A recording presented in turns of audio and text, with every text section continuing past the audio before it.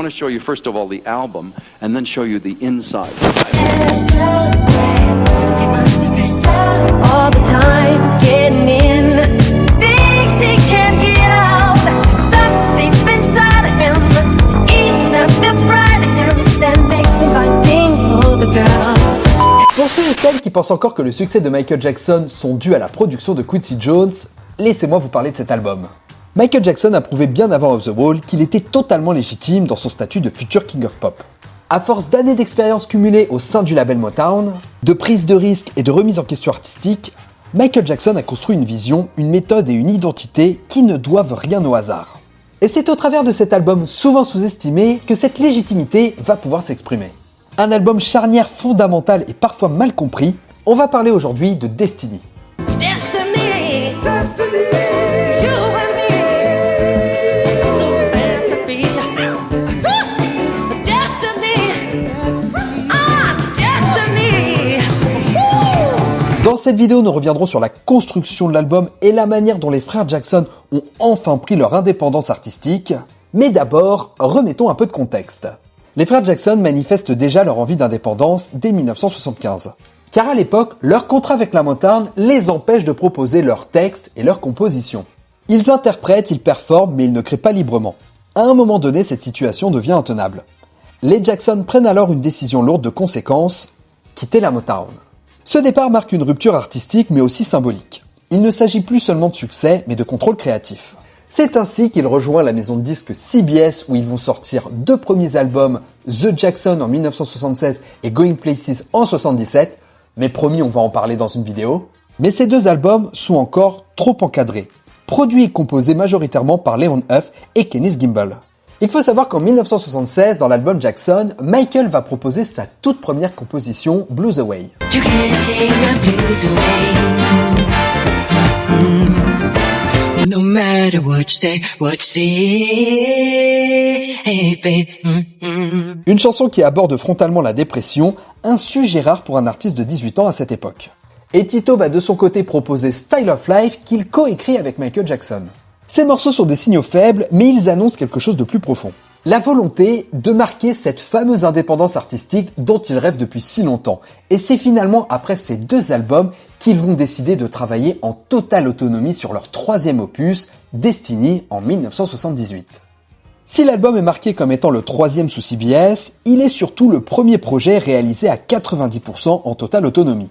Écriture, composition et production. Et je le rappelle, on est avant l'ère de Quincy Jones. Les frères Jackson prennent enfin les commandes, mais une seule condition leur est imposée par CBS. S'entourer d'un directeur artistique, Bobby Colomby. Celui-ci étant chargé de servir de filet et de sécurité si nécessaire.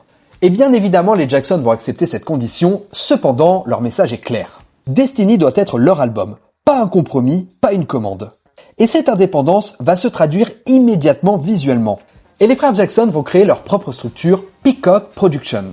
Peacock qui veut dire pan en français, et ce nom est loin d'être anodin. La pochette de l'album va être illustrée par Gary Meyer, et celle-ci est une véritable œuvre d'art. Elle montre les frères Jackson seuls face aux forces de la nature, dans une posture de résilience, presque de défi. Le message semble donc clair, les Jackson sont capables de se débrouiller tout seuls. Et au verso de la pochette, un symbole apparaît devenant central pour les Jackson, le pan. D'ailleurs, il y a une véritable histoire autour de ça. Michael Jackson avait été fasciné par un pan qui appartenait à Berry Gordy. Il avait appris que lorsqu'un pan faisait la roue, c'était un signe d'amour, relevant alors toutes les couleurs de l'arc-en-ciel. Et cette symbolique va profondément parler à Michael Jackson. L'union des couleurs qui pouvait représenter le mélange des ethnies et l'harmonie par la diversité.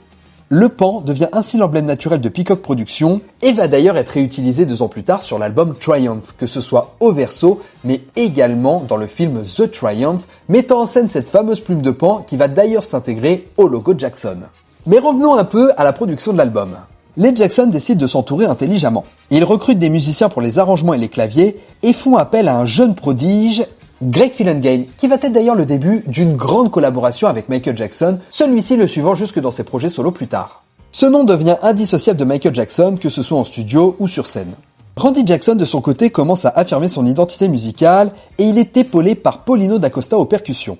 Ce qui va révéler un potentiel que Randy utilisera plus tard pour Triumph. Et c'est à ce moment-là que Destiny devient un véritable laboratoire créatif. et va marquer un véritable sens du leadership pour Michael Jackson. Le titre éponyme Destiny résume à lui seul l'état d'esprit de l'album. In this world there's much confusion, and I've tasted the city life and it's not for me.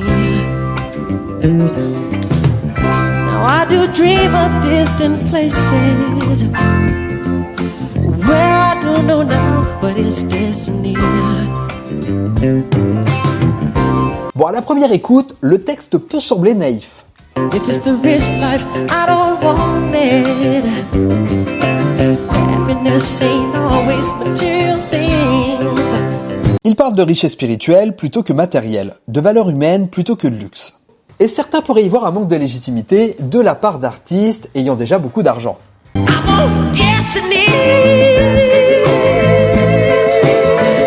It's the place for me. Yeah. Give me the simple life. I'm getting away from here. Let me be me. Come on, let me be. Let me be me. Mais musicalement, le morceau est d'une douceur remarquable. La montée d'un gospel subtil, une guitare chaleureuse et surtout une voix, celle de Michael placée dans un confort absolu. Nobody gonna change my mind. The words of destiny are calling me one time. Yeah. Et c'est lors de l'enregistrement de cette chanson que le leadership de Michael Jackson va se révéler être imposant. À un moment du morceau, Michael chante le mot « naturally ». And what the city offers me, it ain't naturally. Et grammaticalement, le mot correct aurait dû être « natural ». Bobby Colomby insiste pour corriger la phrase, mais Michael Jackson refuse. Il explique que « naturally » sonne mieux et qu'il s'intègre mieux au rythme et à la musicalité. Celui-ci aura gain de cause et la faute va rester sur la version définitive de la chanson. Naturally. I look to greet the stars, but there's no stars. I'm gonna search this world until I find my destiny. Il faut dire que l'intuition artistique de Michael Jackson passe toujours avant la rationalisation.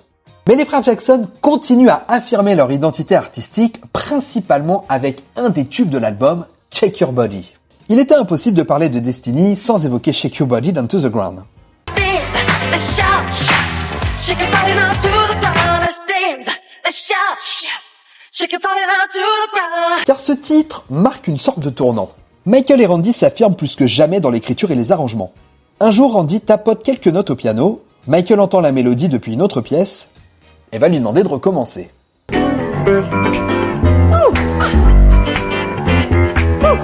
L'inspiration surgit, Michael se met à chanter et Shake Your Body est né. Une première démo est enregistrée à Encino dans la maison familiale. Cependant, CBS va être assez frileux à l'idée de proposer cette chanson, considérant que le titre sortait du cadre habituel et que par conséquent il pouvait déranger. Mais la responsable du département R&B croit au potentiel du morceau et elle impose sa sortie. Et le résultat, c'est un succès mondial, critique et commercial.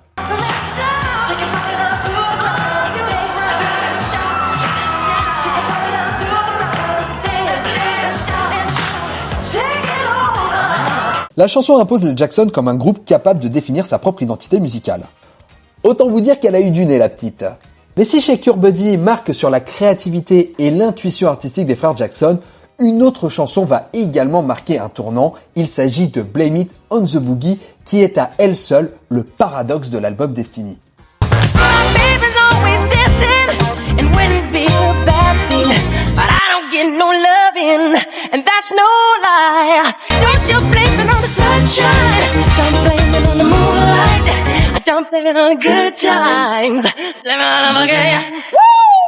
Blame It on the Boogie ouvre l'album et devient l'un des plus grands succès et le seul morceau de Destiny qui n'est ni écrit, ni composé, ni produit par les frères Jackson.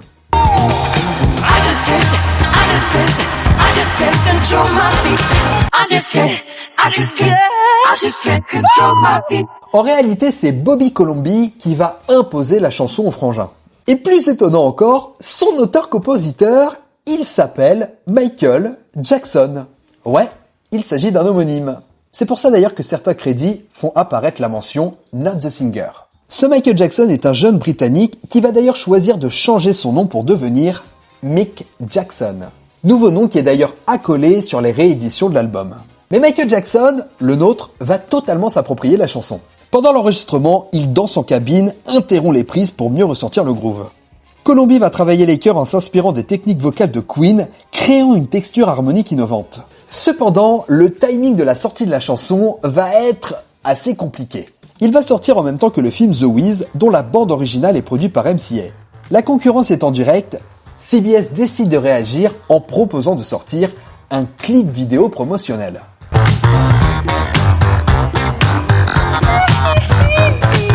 Quelque chose de minimaliste sur fond noir avec effets lumineux et énergie brute.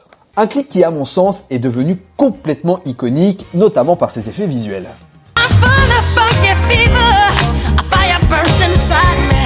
Boogie's got me in a super trance.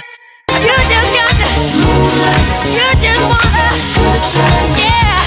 Oh, blame it on yourself. Sunshine. Ain't nobody's fault. Et de son côté, Mick Jackson décide de se réapproprier sa chanson pour la sortir de son côté en Angleterre. Don't blame it on sunshine. Don't blame it on the moonlight. Don't blame it on the good times. Blame it on the boogie. Les deux chansons vont donc être en compétition et à l'époque, l'Angleterre parle de Battle of the Boogie. Cependant, l'histoire va retenir qu'un seul nom. You know what? I just can't control my feet. I just can't control my feet. My feet, they just keep on moving. Woo! I just can't control my feet. I just can't control my feet. My feet, they just keep on. Woo! I just can't control my feet. I just can't control my feet. My feet, they just keep on gliding. I don't care about the sunshine. I don't care about the moonlight. I don't care about the good time. I'm blaming on the what? Par la suite, pour les besoins d'un spot publicitaire destiné aux radios, le titre Blame It on the Boogie est réinterprété par le groupe avec des paroles arrangées pour coller à la marque de soda Dr Pepper. For Dr. Pepper, hear the Jacksons featuring Michael Jackson. Drink Dr. Pepper and I'm proud. I used to be alone in a crowd, but now you look around these days. There seems to be a Dr. Pepper craze. Un spot publicitaire qui va être diffusé sur les ondes américaines au cours de l'année 1979 que je vous propose d'écouter tout de suite. I'm a pepper in the sunshine. I'm a pepper in the moonlight. I'm a pepper in the good times. Dr. Pepper. Sunshine. I'm a pepper. Moonlight. You are pepper.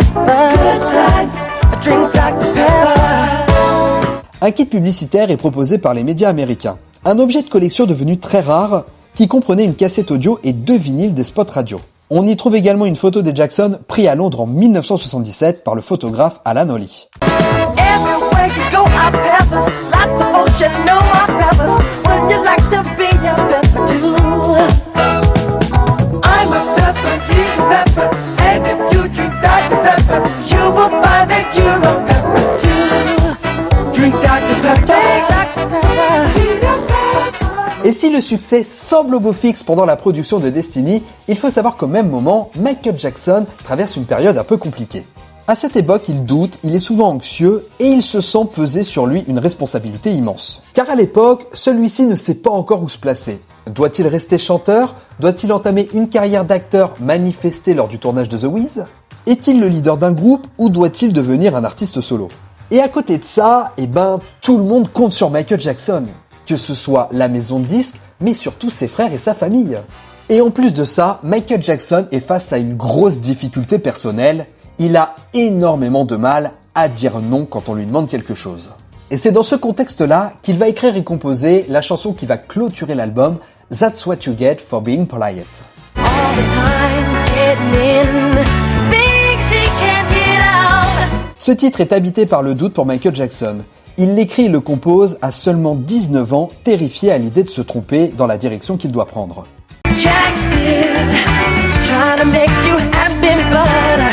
D'ailleurs au passage, j'en profite pour faire une petite mention à la chanson Bless His Soul, qui peut paraître comme un morceau précurseur par rapport au titre Dangerous. Yeah. dangerous. It's so dangerous, dangerous. I'm alive. Your dating is dangerous. A doggone danger, dangerous. Bon, je pense que je vais pas vous surprendre en vous disant ça, mais l'album Destiny va être un véritable succès, bien meilleur que les deux albums précédents, Jackson et Going Places. Plus de 4 millions d'exemplaires vendus, un chiffre considérable pour l'époque. Mais surtout, un chiffre qui est un véritable déclic pour Michael Jackson. Celui-ci va à la fin du projet prendre une décision irréversible en choisissant de prendre son envol et de lancer son premier véritable projet solo qui va être Off the Wall. La suite, vous la connaissez. À mon sens, Destiny est un des albums les plus importants de la carrière de Michael Jackson. Il prouve que son talent existait bien avant Quincy Jones, qu'il savait se remettre en question, qu'il savait prendre des risques et surtout qu'il était déjà un artiste complet. I don't like it, baby, when you stop me on the floor. 'Cause the more I keep on dancing, the more I keep on support. I don't care what you're saying, talking in my ear much too loud, and the music's taking my body on a trip from night to night. Here we go.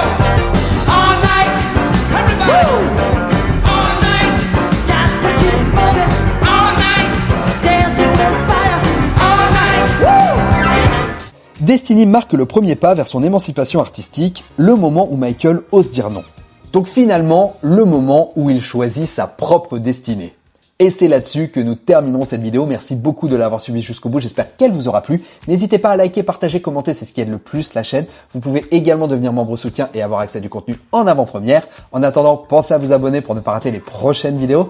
Moi, je vous laisse. Ciao les amis. Everybody say